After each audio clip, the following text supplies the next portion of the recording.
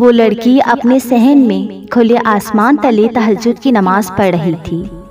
اس کو ایسا محسوس ہو رہا تھا جیسے اس طرح وہ براہ راست اللہ کی نظروں میں ہے۔ سجدے کے لیے جھکی اور آنکھوں نے آنسوؤں کی روانی پکڑی ہوئی تھی۔ بہت ہی تھکی اور بے بس دکھائی دے رہی تھی، جیسے نہ جانے کتنے وقت سے جل رہی ہو۔ سلام پھیرنے کے بعد روتی اور بے بس آنکھوں سے آسمان کو دیکھا اور دعا کے لیے ہاتھ بلند کیے۔ آپ کو میں نظر آ رہی ہوں نا اللہ؟ آپ مجھے سن رہی ہیں نا؟ میں جانتی ہوں جو حق میں بہتر نہیں ہوتا وہ نہیں ملتا، لیکن میں یہ بھی جانتی ہوں کہ آپ کی ذات ہر برے کو بہتر بنانے پر بھی قادر ہے۔ میں جانتی ہوں جو میں آپ سے مانگ رہی ہوں وہ آپ کے لیے ذرا بھی ناممکن نہیں، آپ اسے میرے لیے ممکن بنا دیں۔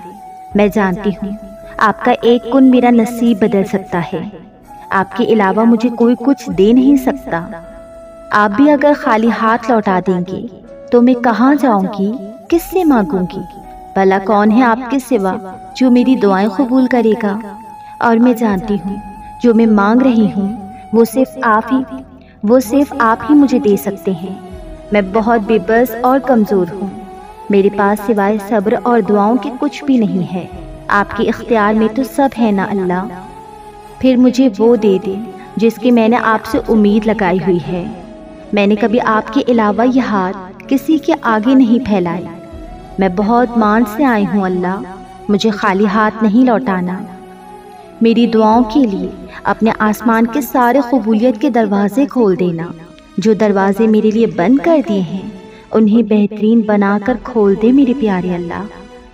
میرے پیارے اللہ، مجھ بے بس کی دعائیں قبول فرما دے، مجھ سے راضی ہو جا۔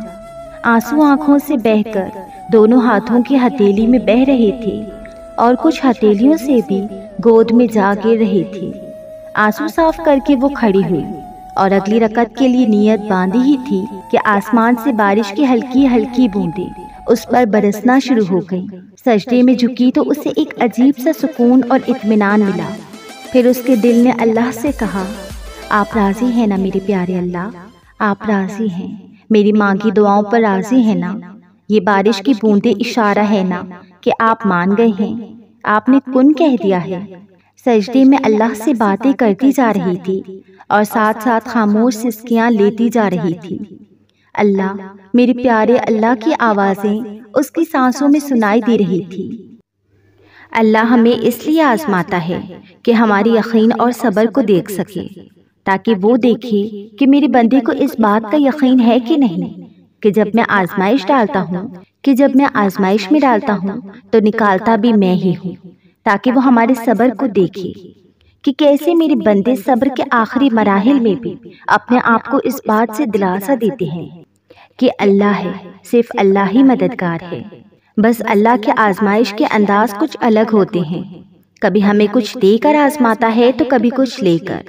بس یہاں پر ہمارے صبر کا امتحان ہوتا ہے، چاہے آپ کی آنکھیں آنسوؤں سے بری ہوئی ہوں یا شدت سے بہہ رہی ہوں، لیکن زبان سے کبھی بھی کوئی بھی شکوہ نہ کریں، کیونکہ وہ ہمیں بس آخر میں آزما کر ایسا بنا دیتا ہے کہ چاہے دنیا ہمارے مخالف ہو جائے، ہم سے کچھ بھی چھن جائے، ہم صرف اتنا کرتے ہیں کہ آسمان کی طرف سر اٹھا کر کہتے ہیں کہ اے اللہ یہ تیری رضا ہے اور میں تیری رضا میں راضی ہوں۔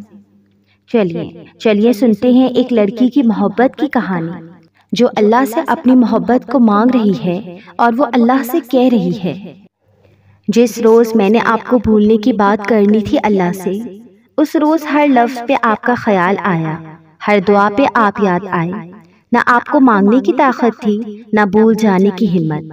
پھر میں نے ہاتھوں کو خلا میں اٹھایا اور زار زار رونے لگی۔ دیکھیے نا، یہ آپ کس مقام پہ لے آئے مجھے، کیسی گرفت ہے یہ محبت کی، کہ گرنے کو تو راضی ہو گیا دل، لیکن اٹھنے پر آمادہ نہیں ہوا۔ جب تھک جاتی ہوں تو سوچ لیتی ہوں کہ آج یہ قصہ ختم کر دوں گی، اتنا رو دوں گی کہ ساری شدتیں آنکھوں کے راستے سے نکل جائیں گی اور ان یادوں کی قید سے آزاد ہو جاؤں گی۔ اور جب سجدہ کرتی ہوں تو یوں محسوس ہوتا ہے، اور جب سجدہ کرتی ہوں تو یوں لگتا ہے جیسے کوئی آس اب بھی باقی ہو، جیسے اب بھی یہ کہانی مکمل ہو سکتی ہو، جیسے اب بھی نصیب بدل سکتا ہو۔ میں نے اللہ کے فیصلوں سے کبھی اختلاف نہیں رکھا، میں نے کبھی اس کی رضا کی بے ادبی نہیں کی۔ اگر دعا مانگتی ہوں تو یہ سوچ کر کہ وہ میرا بادشاہ ہے اور میں اس کے ادنا سے غلام ہوں، جو اس کے در پہ اس یقین کے ساتھ آئی ہے کہ میرا بادشاہ دنیا کے سارے بادشاہوں سے برتر ہے اور رحیم ہے۔ اس توکل کے ساتھ اس کے سامنے جھولی پھیلاتی ہوں کہ وہ خالی نہیں رکھے گا اس سے، یا تو جو مجھے چاہیے اس سے بھر دے گا یا مجھے اپنی چاہت سے نواز دے گا۔ تمہیں مسکراتا دیکھ کر سوچتی ہوں کہ محبت کتنی پیاری ہوتی ہے، کیسے ساری دعائیں ایک ہی شخص کے نام سے منسوب ہو جاتی ہیں۔ تمہاری بے رخی سے لے کر محبت کرنے تک میں نے تمہاری ہر ادا سے محبت کی ہے۔ میری دعا کا آغاز بھی تم سے ہوتا ہے اور اختتام بھی تم پہ ہوتا ہے۔ اللہ تمہیں دنیا جہاں کی ہر خوشی سے نوازے، تمہاری شرارتی آنکھیں یوں ہی سدا مسکراتی رہیں، تمہیں ان منزلوں تک خدا لے کر جائے جن کے تم خواب دیکھتے ہو، تمہاری زندگی میں کبھی اس چیز کی کمی نہ ہو جو تمہارے دل کو بے چین کر دے۔ میں نے ہمیشہ تمہارے حوالے سے اپنا دل پاکیزہ رکھا ہے، اس لیے تم کبھی یہ مت سوچنا کہ میرا دل تم سے میلا ہوگا۔ تمہاری جو جگہ آج ہے ہمیشہ وہی رہے گی، تم پاس نہ ہوگے تو تمہاری جگہ خالی رہے گی، مگر یہاں کوئی دوسرا شخص نہیں آئے گا، اور دل کا حال تو بس رب جانتا ہے۔ تم سے کتنی پاکیزہ محبت کی ہے یہ بس اللہ جانتا ہے۔ لوگ گنہگار سمجھتے ہیں مجھے، مگر سچ اتنا سا ہے کہ بس اللہ ہی جانتا ہے مجھے۔ نصیب کی باتیں نصیب لکھنے والا جانے، میں تو بس فریاد ہی کر سکتی ہوں اور وہ میں صدا کرتی رہوں گی۔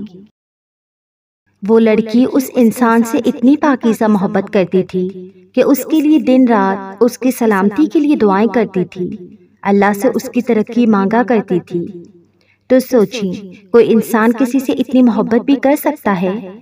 پھر وہ کہہ رہی تھی، پھر اس غم سے اللہ نے مجھے نکالا جس میں تم مجھے تنہا چھوڑ گئے تھے، وہاں سے شروع ہوئی اللہ سے گفتگو میری، جہاں سے تم ہر رابطہ توڑ گئے تھے۔ اللہ نے ہی لگائے اس پر پیوند جس محبت کے داغے کو تم ادھیڑ گئے تھے۔ اللہ ہی جانتا ہے ان راتوں نے پھر مجھے سونے نہیں دیا جن کے سکون کو تم چھیڑ گئے تھے۔ بہت وقت لگا زندگی تک پلٹنے میں اس کو جس روح کو تم خوف سے جھنجھوڑ گئے تھے۔ تمہیں پانی کی چاہ میں عرش تک تو نہ جا سکی، لیکن اللہ کو منانے کے لیے دعا کے آخری حد تک ضرور گئے تھے۔ بہادری تو اللہ کی رضا میں راضی ہونا ہے، سو ہم نے جھکا لیا سر، اللہ کے فیصلوں سے لڑنے صرف کمزور گئے تھے۔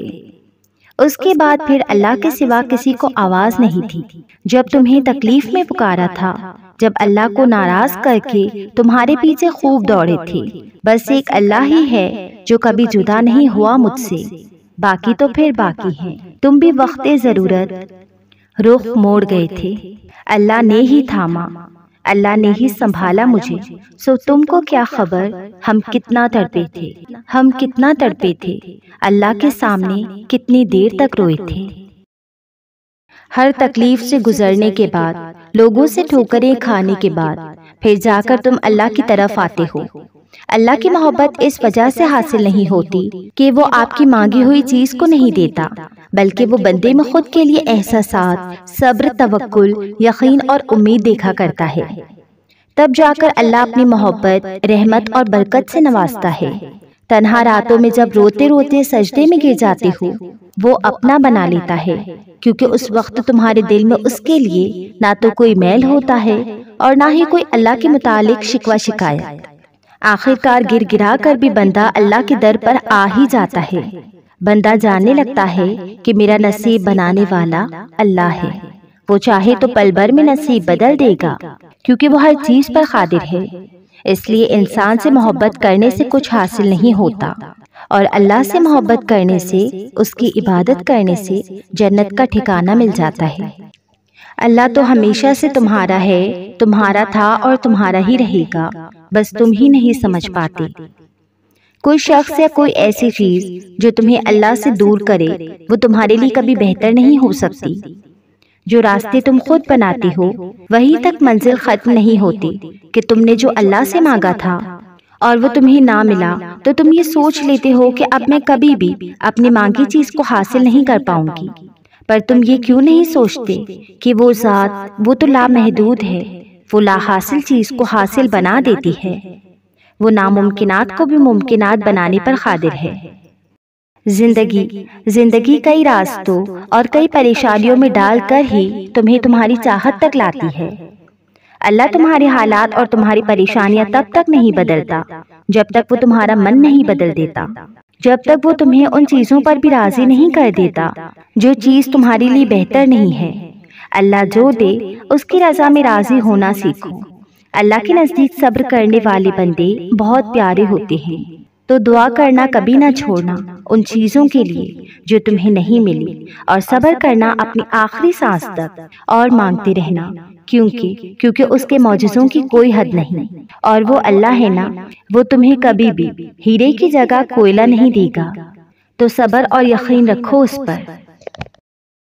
اگر راستہ وہاں سے نہیں بن سکا جہاں سے تم نے سوچ رکھا تھا تو اس کا مطلب یہ تو نہیں کہ اب تم کبھی منزل تک پہنچ ہی نہیں سکو گے۔